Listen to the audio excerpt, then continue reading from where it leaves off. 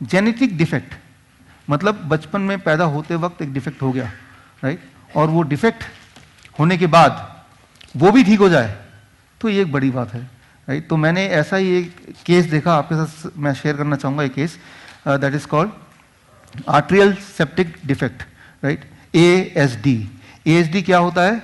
जब बच्चा पैदा होता है तो हार्ट के 4 चैम्बर होते हैं और 2 चैम्बर के बीच में जो वॉल होता है उस वॉल में छेद, सिंपल भाषा में बोलते हैं हार्ट में होल। छेद होने से क्या होता है, ब्लड को जिस डायरेक्शन में फ्लो करना है उस डायरेक्शन में फ्लो ना करके थोड़ा सा ब्लड उल्टे डायरेक्शन में भी फ्लो करने लगता है। और ऐसे जो लोग होते हैं या तो बचपन में उसको पता नहीं चलता, जब वो 50 साल 60 साल की उम्र में होते हैं तब सिम्टम आने लगते हैं। और इसमें कोई ऑप्शन नहीं होता, सर्जरी से थोड़ी बहुत आयु रहती है या नहीं रहती है, that is a debatable, but उस पेशेंट की जो हालत है आखिरी जिंदगी वो बहुत ही मुश्किल से या पेनफुली गुजरती है।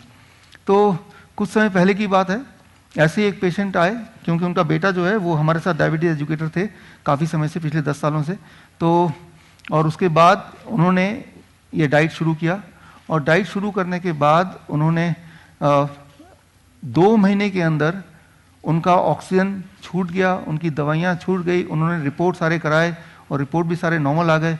हाँ, और इंसिडेंटली वो सज्जन आज हमारे बीच में हैं। सुभाष जी, आप हैं यहाँ पे? अरे देर, प्लीज आइए सर।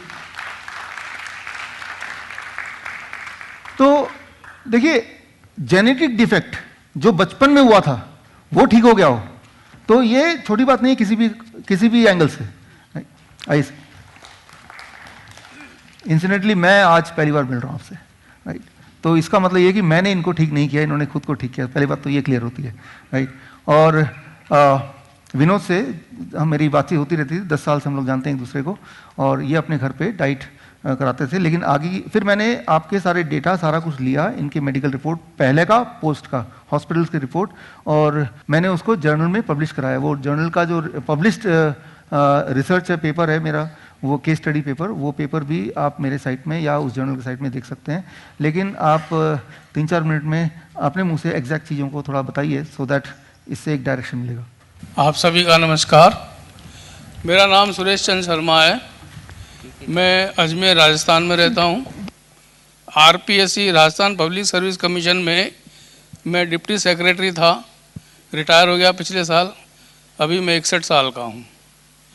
पिछले साल मुझे सांस लेने में बहुत ज़्यादा तकलीफ हुई, तो मेरे बेटे ने मुझे डॉक्टर को दिखाया।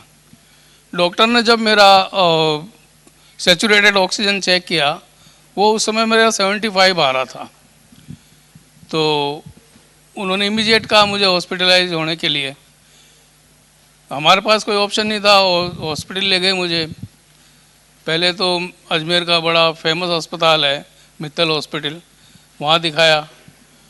उन्होंने मुझे आर्टिफिशियल ऑक्सीजन इनहेल की और मेरे टेस्ट हुए, इकोकार्डियोग्राफी और भी कई सारे 10-20 तरह के टेस्ट।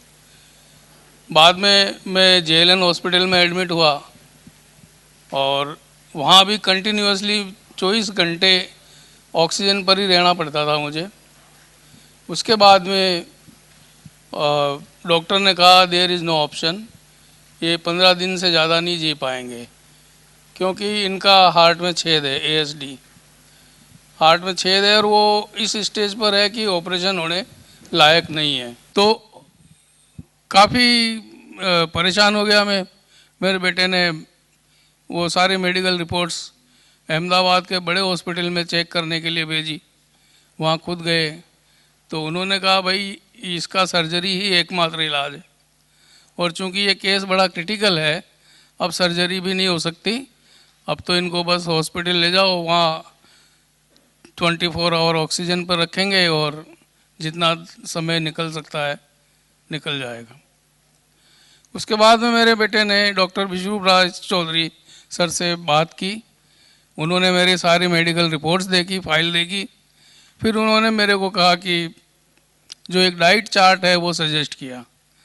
मेरे पास और कोई ऑप्शन था नहीं। सर्जरी डॉक्टर कार्डियोथोरेसिक सर्जन ही करने से मना कर रहे हैं और मैं कराना भी नहीं चाहता था। डॉक्टर एक ही बात बोल रहे हैं 99% रिस्की मामला ऑपरेशन का, और फिर मेरे पास और कोई ऑप्शन था नहीं, तो मैंने वो डाइट चार्ट ही लेना शुरू किया। चमत्कारिक रूप से मेरे को ठीक होना मैं महसूस किया। करीब 7 दिन बाद तो मैं हॉस्पिटल से रिलीज़ हो गया, और रिलीज़ होने के बाद ये डाइट चार्ट कंटिन्यूसली लेता रहा। सुबह जूस और जैसा जैसा डॉक्टर साहब ने सजेस्ट किया उस चार्ट को फॉलोअप करता रहा, और लगभग 2 महीने 3 महीने में छुट्टियों पर रहा। कंटिन्यूसली चार्ट को लिया, उसमें मेरे सभी घर वालों का मुझे सहयोग था कि टाइम पर मुझे जूस देना और सैलेड्स देना और जो भी चीज़ उन्होंने सजेस्ट की है वो देना। वो लेते लेते मेरे को ऑक्सीजन लेने की जो ज़रूरत कम हुई, क्योंकि हॉस्पिटल से रिलीज़ होते ही घर पे मेरे पास ऑक्सीजन सिलेंडर थे, और कंटिन्यूसली मतलब एक बड़ा सिलेंडर है जो 17 घंटे ही काम करता था, तो हर दूसरे तीसरे दिन एक बड़ा सिलेंडर आता था। फिर धीरे धीरे मेरा ऑक्सीजन लेना कम हुआ, और करीबन 1 महीने के अंदर अंदर तो मुझे ऑक्सीजन लेने की ज़रूरत ही नहीं रही। उसके बाद मैं पहले ऐसा हमारी हालत थी कि 10 कदम में चलता हूँ सांस फूल जाती थी, सीढ़ियाँ चढ़ना तो बहुत मुश्किल था मेरे लिए। लेकिन अभी हम राजस्थान से फ्लाई करके आए, IGI एयरपोर्ट से मेट्रो में लगभग 5-7 किलोमीटर पैदल भी चले होंगे, कई जगह सीढ़ियाँ भी आई होगी, मैं इजीली चढ़ जाता हूँ।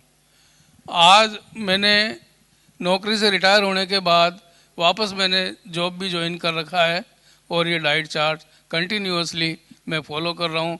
थैंक्स डॉक्टर बिशुराव चौधरी, और आप सभी का धन्यवाद। थैंक यू, धन्यवाद सर, धन्यवाद, थैंक यू।